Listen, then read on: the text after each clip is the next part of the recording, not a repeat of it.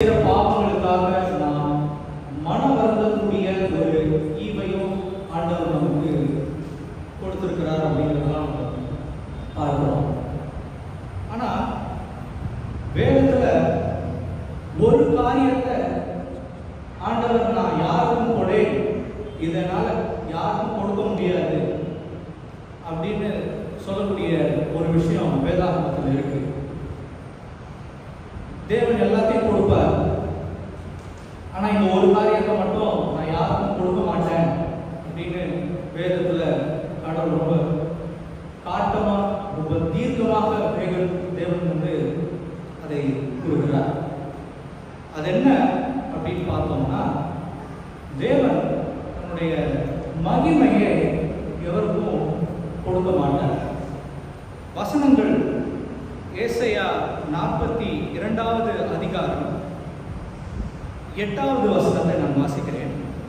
நான் கர்த்தர், இது என் நாமம், என் மகிமையை ஒருவனுக்கும் என் துதியை விக்கிரகங்களுக்கும் கொடேன். என்னுடைய மகிமையை ஒருவனுக்கும் என் துதியை விக்கிரகங்களுக்கும் கொடேன் அப்படின்னு ஆண்டவர் சொல்றார்.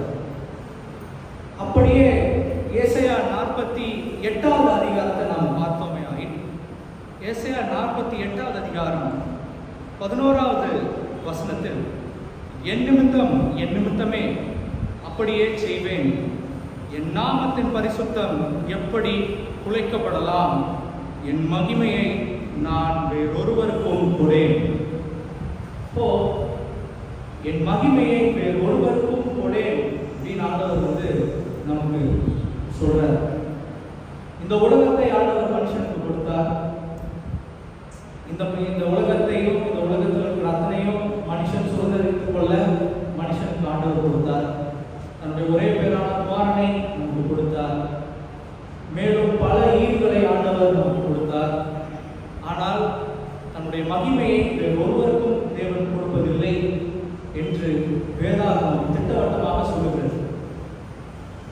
சரி, இந்த கிருபை, இந்த மகிமை அப்படிங்கிறது என்னவா இருக்கு? இந்த மகிமை அப்படிங்கிறதுடைய தன்மை என்ன?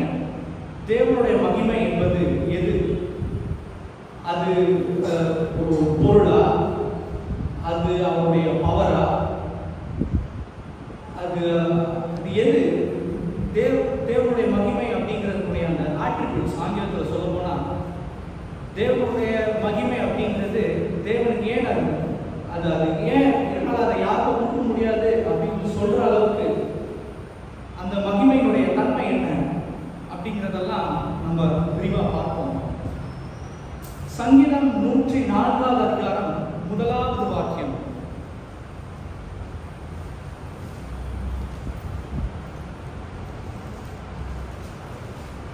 சங்கீதம் 104வது அதிகாரம் 1வது வாக்கியம். என் ஆத்துமாவே கர்த்தரை ஸ்தோத்திரி, என் தேவனாகிய கர்த்தாவே, நீர் மிகவும் பெரியவராயிருக்கிறீர், மகிமையையும் மகத்துவத்தையும் அணிந்து கொண்டிருக்கிறீர்.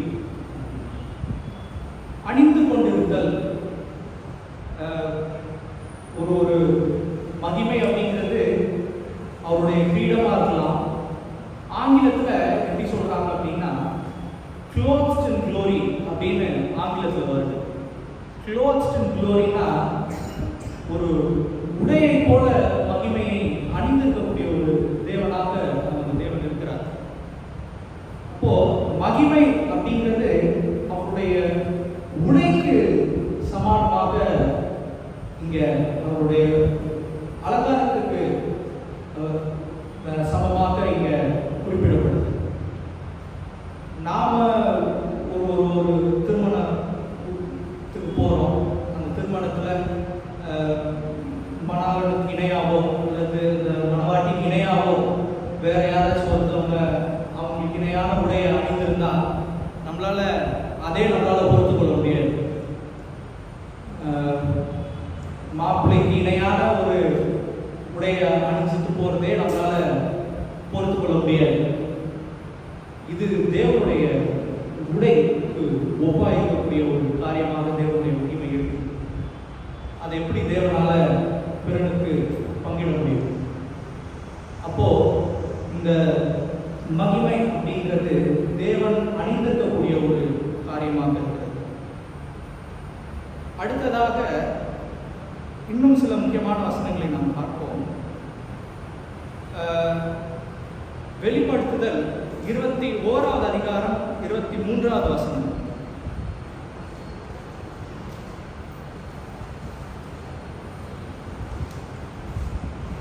இருபத்தி அதிகாரம் 23வது வசனம் வாசிக்கிறேன். நகரத்துக்கு வெளிச்சம் கொடுக்கிற சூரியனும் சந்திரனும் அதற்கு வேண்டுவதில்லை, தேவனுடைய மகிமையே அதை பிரகாசிப்பித்தது, ஆட்டுக்குட்டியானவரே அதற்கு விளக்கு. அப்போ ஒரு பிரகாசம், ஒரு வெளிச்சம், ஆங்கிலத்தில் லைட் அண்ட் ரேடியன்ஸ் அப்படின்னு சொல்லுவாங்க. ஒரு ஒளி பிரகாசம் அப்படின்னு சங்கீதக்காரன் பாடுவான். என்னன்னா, சங்கீதத்தில் நீர் உன்னுடைய முகத்தை பிரகாசிப்பியும், முகத்தின் பிரகாசத்தின் மூலமாக நான் ரட்சிக்கப்படுவேன் அப்படின்னு சங்கீதக்காரன் பாடுவான். அப்போ அவருடைய மகிமை அப்படிங்கிறது ஒரு ஒளிக்கு இணையானதா இருக்கு, ஒரு ரேடியன்ஸ்க்கு இணையானதா அவருடைய மகிமை இருக்கு. வேதாகமத்தில் நம்ம பார்த்தோம் அப்படின்னா, மோசேக்கு ஆண்டவர் தன்னை வெளிப்படுத்தும் போது கூட அவருடைய பின்புறத்தை, தன்னுடைய முதுகதான் தேவன் வெளிப்படுவார். ஏன்னா அவருடைய முகத்தில் அவருடைய மகிமை ஜொலிக்கும். அதை பார்க்கக்கூடிய வல்லமை இந்த மனுஷிக கண்களுக்கு இல்லை. அதனால தான் ஆண்டவர் வந்து மோசேக்கே பின்னிட்டு தன்னை காண்பிப்பார். சரி, இதெல்லாம் இந்த மகிமையினுடைய தன்மை. இந்த மகிமை அப்படிங்கிறது தேவனுக்கு அது என்னவா இருக்கு, இந்த மகிமையினுடைய தன்மை அப்படிங்கிறதெல்லாம் மாற்றம். அடுத்ததாக வேதாகமத்தில் பல இடங்கள்ல இந்த மகிமை அப்படிங்கிறது,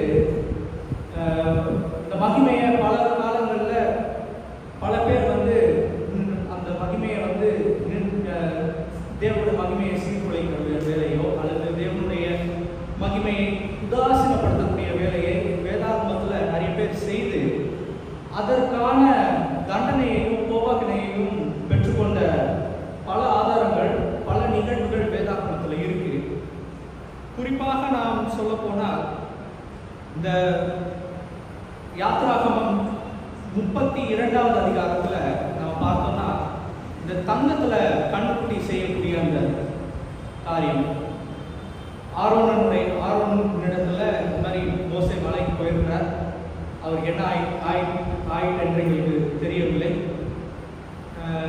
இப்போது எங்களை வழிநடத்துவதற்கு எங்களுக்கு தேவர்கள் வேண்டும் அப்படின்னு சொல்லும்போது, பல வீட்டில் இருக்கிற அத்தனை பெண்களிடமிருந்தும் தங்க ஆபரணங்களை சேர்த்து ஒரு தங்கத்தில் கண்ணுக்குட்டி செய்து, இவைகளே உங்கள் தேவன் அப்படின்னு சொல்லி அந்த இடத்துல ஆரோன் அவர்கள் குறிப்பிடுவார்.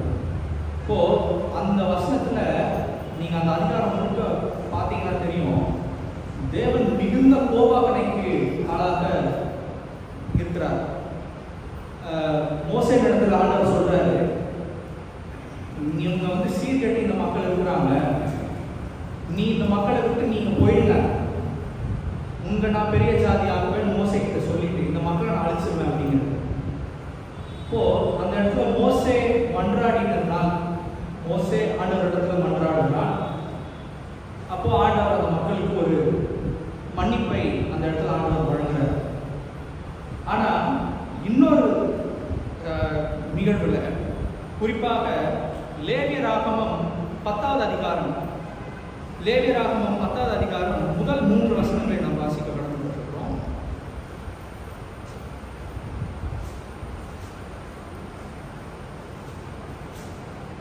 அதிகாரம் முதல் 3 வசனங்கள். பின்பு ஆரோனின் குமாரனாகிய நாதாவும் அபியூவும் தன் தன் தூப கலசத்தை எடுத்து அவைகளின் அக்னியையும் அதன் மேல் தூப வர்க்கத்தையும் போட்டு, கர்த்தர் தங்களுக்கு கட்டளையிடாத அந்நிய அக்கினியை அவருடைய சந்ததியில் கொண்டு வந்தார்கள்.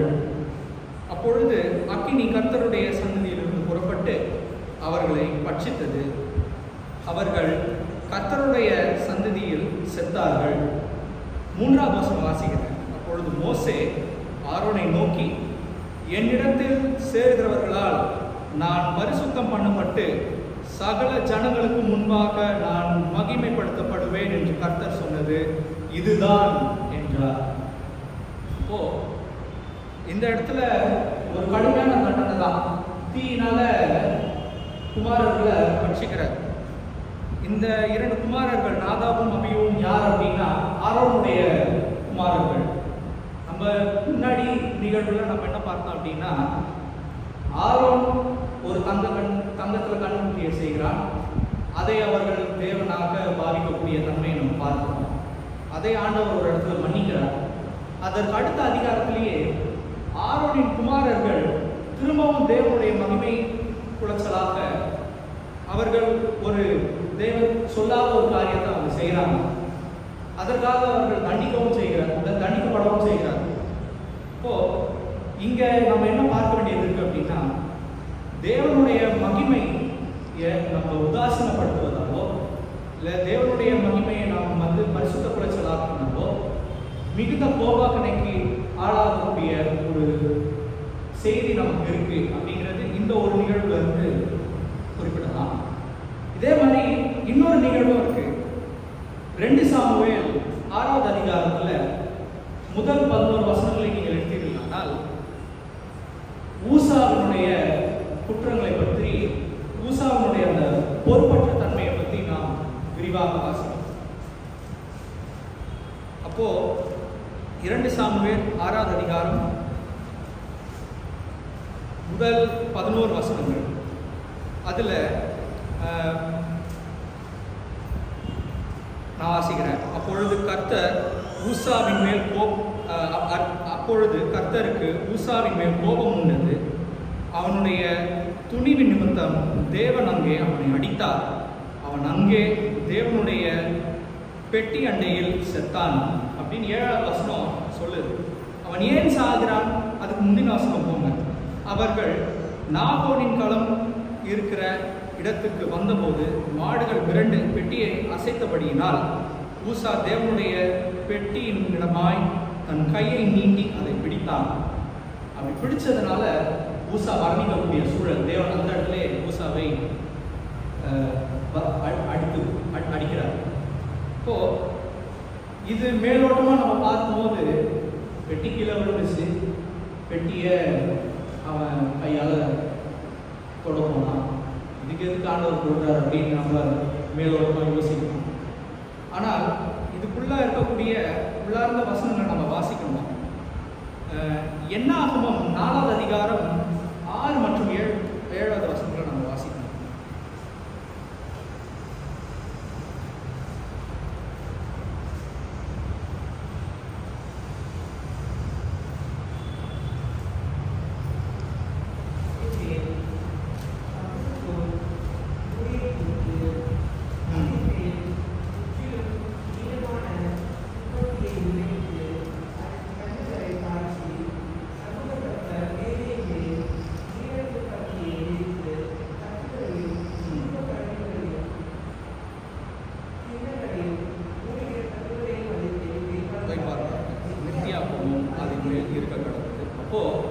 உடன்படிக்கையை எப்படி வைக்கணும், எதை போட்டு மூடணும் அப்படிங்கிறதுக்கெல்லாம் வேதத்தில் ஆண்டவர் அவங்க முன்கூட்டியே அறிவுறுத்தி இருக்கிறார். அது மட்டுமல்ல, 15வது வசனத்தை நான் வாசிக்கிறேன். பாளையம் புறப்பட்டு போகும்போது ஆரோனும் அவன் குமாரனும் பரிசுத்த ஸ்தலத்தையும் அதனுடைய சகல பனிமூண்டுகளையும் மூடி தீர்த்த பின்பு கோகாத் புத்திரர் அதை எடுத்துக்கொண்டு போகிறதுக்கு வரக்கடவர்கள். அப்போ கோகாத்தினுடைய புத்திரர்கள், கோகாத்தியர்கள், இவங்களுக்கு தான் அந்த பெட்டியை, உடன்படிக்கை பெட்டியை தொடுவதற்கான அந்த உரிமை கொடுக்கப்பட்டிருக்கு. ஆண்டவர் இவங்களுக்கு தான் அந்த அதிகாரத்தை கொடுத்துருக்கிறார், உடன்படிக்கை பெட்டியை திறக்கக்கூடிய அதிகாரம். இப்போ இந்த இடத்துல ஊசாவினுடைய பொறுப்பற்ற தன்மை அப்படிங்கிறத நம்ம பார்க்கிறோம். பொறுப்பில்லாமல் இருந்ததினால் தேவனுடைய மகிமை என்று வரும்போது பொறுப்பில்லாமல் இருந்ததினால் ஊசாவுக்கு அப்படிப்பட்ட ஒரு முடிவு நேரிட்டது என்று நாம் பார்த்தோம். சரி, இதெல்லாம் ஏன் பார்க்கிறோம்? இதற்கும் இன்றைய தியானத்துக்கும், இன்றைய உலகத்துக்கும், இன்றைய வாழ்க்கைக்கும் என்ன சம்பந்தம் அப்படிங்கிறதெல்லாம் நம்ம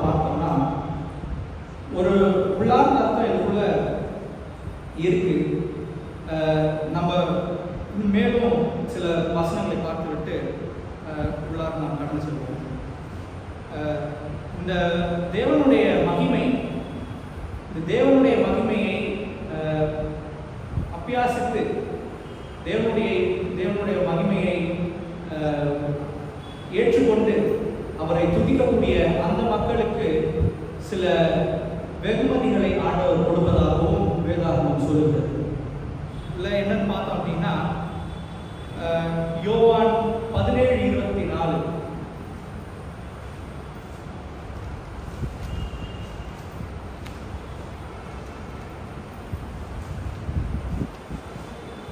யோவான் 17:24 பிதாவே, உலகத் தோற்றத்திற்கு முன் நீர் என்னில் அன்பாய் இருந்தபடியினால் நீர் எனக்கு தந்த என்னுடைய மகிமையை நீர், திரும்ப வாசிக்கிறேன், நீர் எனக்கு தந்த என்னுடைய மகிமையை நீர் எனக்கு தந்தவர்கள் காணும்படியாக நான் எங்கே இருக்கிறேனோ அங்கே அவர்களும் என்னோடு கூட இருக்க விரும்புகிறேன்.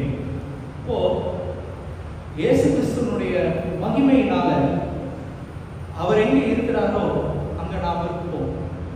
இயேசு கிறிஸ்து இப்ப எங்க இருக்கிறாருன்னு பார்த்தா பரலோகத்தில் இருக்கிறார். அவருடைய மகிமையால தான் நாமும் அவரோட பரலோகத்தில் இருக்க போகிறோம் அப்படிங்கிறது தான். இப்போ நாம பரலோகத்தில் இருக்க போகிறோம் அப்படின்றது ரொம்ப சாதாரணமாக சொல்ல போனோம்னா நித்திய ஜீவன். அப்போ இந்த நித்திய ஜீவன் அப்படிங்கிறது எதனால வருது அப்படின்னா தேவனுடைய மகிமையினால நமக்கு நித்திய ஜீவன் உறுதியளிக்கப்படுது. அடுத்த வசனம் 2 கொரிந்தியர் 3:18.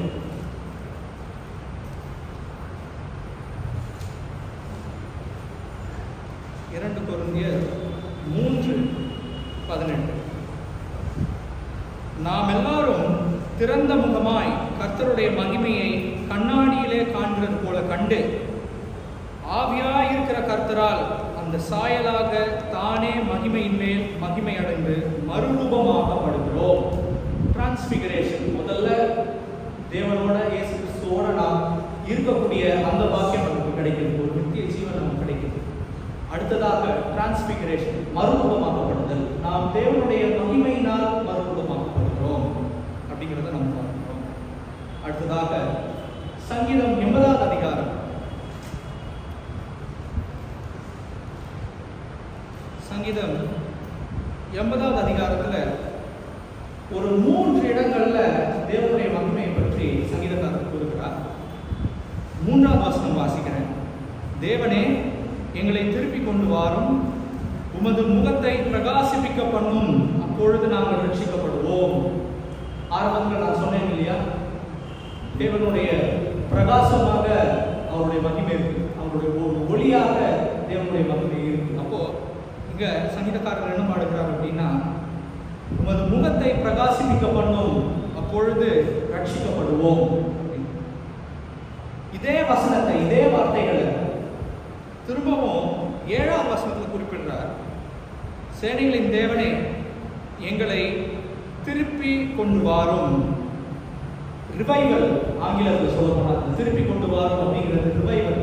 இப்போ சேனைகளின் தேவனே, எங்களை திருப்பி கொண்டு வாரும், உமது முகத்தை பிரகாசிப்பிக்க பண்ணும், அப்பொழுது ரட்சிக்கப்படுவோம். இது இன்னொரு வசனம். சரி, 19வது வசனம், இதே 80வது அதிகாரத்தில் 19வது வசனம். சேனைகளின் தேவனாகிய கர்த்தாவே, எங்களை திருப்பி கொண்டு வாரும், உமது முகத்தை பிரகாசிப்பிக்க பண்ணும், அப்பொழுது ரட்சிக்கப்படுவோம். இப்போ எங்களை திருப்பி கொண்டு வாரும் அப்படிங்கிற சொல்லாடல் ரிவைவல் ஆங்கிலத்தில். நம்மளுடைய வாழ்க்கைக்கு முன்னாடி என்னவா வேணாலும் இருந்திருக்கலாம், எப்படிப்பட்ட பாவத்தின் சுபாவத்தில் வேணாலும் நாம் இருந்திருக்கலாம்.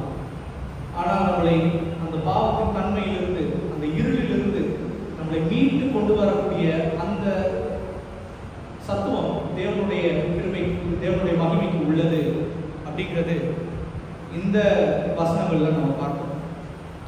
சங்கீதம் 91:15வது வாக்கியம். 15வது வாக்கியம்.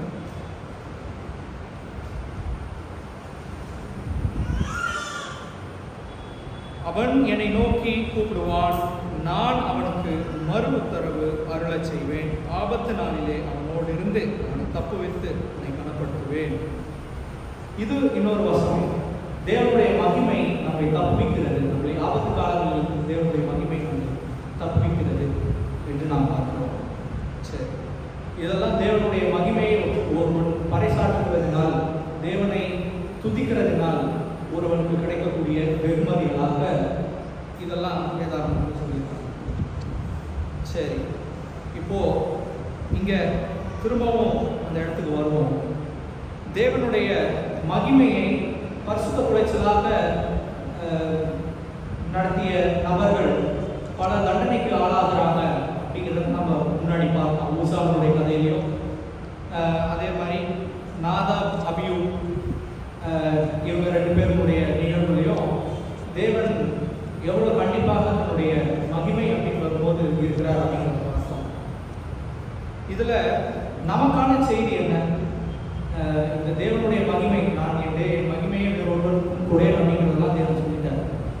இதில் கிறிஸ்தவ பிள்ளைகளாகிய நமக்கு, குறிப்பாக அட்வென்டிஸ்ட் பிள்ளைகளாகிய நமக்கு இதில் என்ன செய்தி இருக்கிறது அப்படின்னு பார்த்தோம்னா, ஏசாயா 58வது அதிகாரம் 13வது மற்றும் 14வது வசனங்களை நாம் வாசிப்போம். 58 13வது வசனமும் 14வது வசனமும். என் பரிசுத்த நாளாகிய ஓய்வு நாளிலே உனக்கு இஷ்டமானதை செய்யாதபடி உன் காலை விலக்கி உன் வழிகளின்படி நடவாமலும் உனக்கு இஷ்டமானதை செய்யாமலும் உன் சொந்த பேச்சை பேசாமலும் இருந்து ஓய்வு நாளை மனமகிழ்ச்சியின் நாள் என்றும் கர்த்தருடைய பரிசுத்த நாளை மகிமையுள்ள நாள் என்றும் சொல்லி அதை மகிமையாக எண்ணுவாயானால் அப்பொழுது கர்த்தரிடத்தில் மனமகிழ்ச்சியாயிருப்பாய். பூமியின் உயர்ந்த இடங்களில் உன்னை ஏறி இருக்கும்படி பண்ணி உன் தகப்பனாகிய யாக்கோபுடைய சுதந்திரத்தால் உன்னை போஷிப்பேன். கர்த்தருடைய வாய் இதை சொல்லிற்று.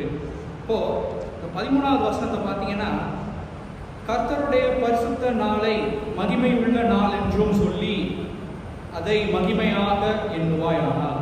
இப்போ ஓய்வு நாள் அப்படிங்கிறது ஒரு தேவனுடைய மகிமை கென்று இருக்கக்கூடிய ஒரு நாள். ஊசாவுடைய நிகழ்வை நம்ம வாசிக்கிறோம், அவருடைய அந்த பொறுப்பற்ற தன்மையை நாம் வாசிக்கிறோம். அதே போல அபியூ, நாதாப் அவர்களுடைய அந்த மீறலையும் நம்ம பார்க்கிறோம். தேவனுடைய நாள், இன்றைய ஓய்வு நாள் அப்படிங்கிறது தேவனுடைய நாள், தேவனுடைய மகிமை கொடுத்த நாள். அந்த நாளிலே நாம் பொறுப்பில்லாமல் இருக்கக்கூடாது.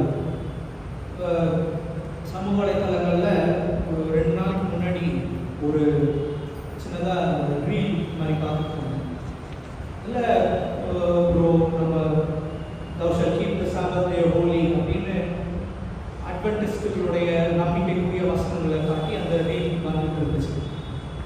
கீழே கமெண்ட் செக்ஷனில் போய் பார்க்கும்போது ஒருவன் கேட்கிறான், சனிக்கிழமை ஒரு நாள் தூய்மையாக இருந்துருவோம், சரி 6 மணி வரைக்கும் தூய்மையாக இருந்துருவோம், இப்போது 10 மணிக்கு அப்புறம் நம்ம மதம் இருந்துருவோம் அப்படின்னு ஒரு கேட்கிறான். அப்போது அதுவல்ல, தேவன் அதை சொல்லவில்லை. நாளில் ரொம்ப தெளிவாக சொல்கிறார், உங்களோட சொந்த பேச்சை செய்யாமலும் உலக பிரகாரமான உங்களுடைய வேலையை நீங்கள் செய்யாமலும் நீங்கள் இருக்க வேண்டும் அப்படின்னு ஆண்டவர் அந்த நாள் சொல்கிறார். நம்ம மற்ற நாளில் நம்ம ஹாஸ்பிட்டல் போகிற வேலை இருக்கும், நமக்கு எக்ஸாம் இருக்கும், உலக பிரகாரமான விஷயங்கள் இருக்கும். இந்த உலக பிரகாரமான விஷயங்களை ஓய்வு நாளில் செய்யக்கூடாது. உங்களுடைய சொந்த பேச்சை, உங்களுடைய தனிப்பட்ட பேச்சை நீங்கள் பேசக்கூடாது அப்படின்னு வசனம் நமக்கு ரொம்ப தெளிவாக சொல்லுது. ஏசாயா 58வது அதிகாரத்தில் 13வது வசனம் தெளிவாக நமக்கு சொல்லுது. இப்படி இருக்க இப்போ மற்ற நாளெல்லாம் பரிசுத்த குலைச்சலாக இருந்தால் பரவாயில்லைன்னா, தேவனுக்கு எடுத்து நாம் நம்ம விட்டோம். அப்போது தேவனுடைய வழியில் நம்ம நடந்துதான் ஆகணும். இந்த சத்தியத்தை தெரிந்து கொண்டதினால், அட்வென்டிஸ்ட் சத்தியத்தை நாம் தெரிந்து கொண்டதினால், இது தேவனுடைய மகிமை ஒத்த நாள் என்று நமக்கு அது தெரிந்ததினால், அந்த உண்மை நமக்கு வெளிப்பட்டதினால், இந்த நாளை மேலும் பரிசுத்தமாக நாம் கடைபிடித்தலாக வேண்டும். அதுதான் இந்த வசனம் குறிப்பிட்டு ஒரு அழகான பாடல், எனக்கு ரொம்ப பிடித்த பாடல் ஒன்று. வேதம் கற்று போதிப்போரும், வேதம் கற்று போதிப்போரும் சத்தியத்தை மறந்து விட்டார். வேதம் கற்று போதிப்போரும் சத்தியத்தை மறந்து விட்டார். ஆயக்கார பாவிகளும் பரலோகிடம் பெறுவாரே. ஆயக்கார பாவிகளும் பரலோகிடம் பெறுவாரே. கல்கள் கூப்பிடும் நீ பேசாவிட்டால், இந்த கல்கள் கூப்பிடும் நீ பாடலாம். இப்போ உங்களுக்கு தாளந்து கொடுக்கப்பட்டிருக்கு. நம்ம அந்த தாளந்து பத்தி இயேசு சொல்லக்கூடிய அந்த உவமையை நம்ம வாசிக்கணும். இந்த ஒரு தாளந்து இருக்கிறவன் அதை தேவனுக்கென்று அதை மல்டிப்ளை பண்ணல. இப்போ அதை பெருக பண்ணாததுனால, அந்த ஒரு தாளந்தை அவன் பெருக பண்ணாததுனால, அந்த ஒரு தாளந்தை எடுத்து 5 10 ஆண்டவர் கொடுக்குறாரு. இப்போ இந்த ஓய்வு நாள்ல நமக்கு நிறைய தாளந்துகள் இருக்கலாம். சொந்த பேச்சை பேசாத ஆண்டவர் சொல்றது தான். சொந்தமா நமக்கு நிறைய தாளந்துகள் இருக்கலாம். ஒருத்தர் நல்லா பாடலாம், ஒருத்தர் நல்ல வேத வாக்கியங்கள் பேசக்கூடிய நபராக இருக்கலாம். ஆனா அதை தேவனுக்கென்று நாம் மகிமைப்படுத்தாமல் போடுமானால் உள்ளகம் உன்னிடத்திலிருந்து பிடுங்கி எடுக்கப்படும் அப்படின்னு ஆண்டவர் சொல்றார். இப்போ இதுதான் இங்க மிக முக்கியமான வசனமாக இருக்கிறது. ஒருத்தருக்கு என்ன ஞானம் இருக்கோ அந்த ஞானத்தை தேவனுக்கென்று அவர் பயன்படுத்தி தேவனை மகிமைப்படுத்த வேண்டும். ஒருவரிடம் என்ன தாளந்து இருக்குதோ அந்த தாளந்தை தேவனுக்குள்ளாத இரட்டிப்படைய செய்ய வேண்டும் அப்படிங்கிறது தான் இங்க நமக்குள்ள செய்தி. ஊசாவை போல, ஆரோனின் குமாரர்களை போல பொறுப்பற்று இல்லாமல் நமக்கு தேவன் கொடுத்த வேலையை நாம் செய்து தேவனை நாம் மகிமைப்படுத்த வேண்டும்.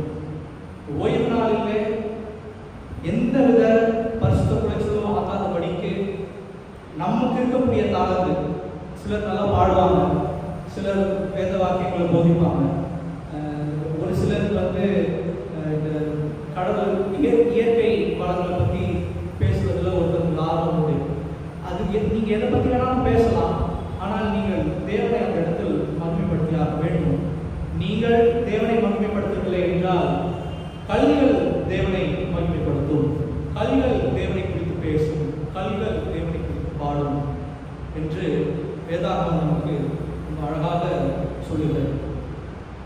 எனவே தேவனுடைய மகிமை, அதனுடைய தன்மையை நாம் உணர்ந்து தேவனுடைய மகிமையை எந்த காலத்திலும் பரிசுத்தக்குள்ள செல்லாதபடிக்கு தேவனுடைய மகிமையை நாம் அபியாசித்து அவருக்காக ஆடி பாடி போற்றி மகிழ்வோமாக. வாய்ப்பு கொடுத்த தேவனுக்கு நன்றி.